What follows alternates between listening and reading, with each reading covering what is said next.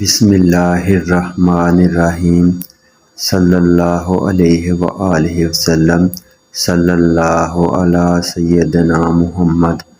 آج میں درود پاک کی ایسی فضیلت بیان کرنے جا رہا ہوں جو مخصوص درود شریف پڑھنے والوں کے لیے ہے۔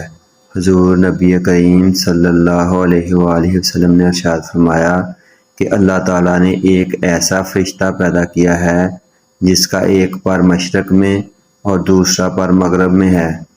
اس کا سر عرش کے نیچے اور دونوں پاؤں ساتویں زمین کے نیچے ہیں، اور اللہ تعالیٰ کی مخلوق کے برابر اس کے پر ہیں۔ جب میری امت کا کوئی مرد یا عورت مجھ پر درود بھیجتا ہے تو اللہ تعالیٰ اس فرشتے کو عرش کے نیچے نور کے سمندر میں غوطہ لگانے کا حکم فرماتا ہے۔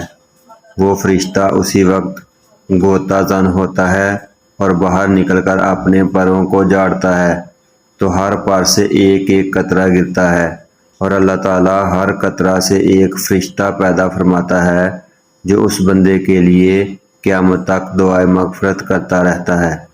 یعنی کہ ہمیں معلوم ہوا کہ درود پڑھنے کی بہت زیادہ فضیلت ہے۔ جیسے ہی ہم درود شریف پڑھتے ہیں تو اللہ تعالیٰ ایسے فرشتے پیدا کر دیتا ہے جو ہمارے لیے دعائے مغفرت کرتے رہتے ہیں۔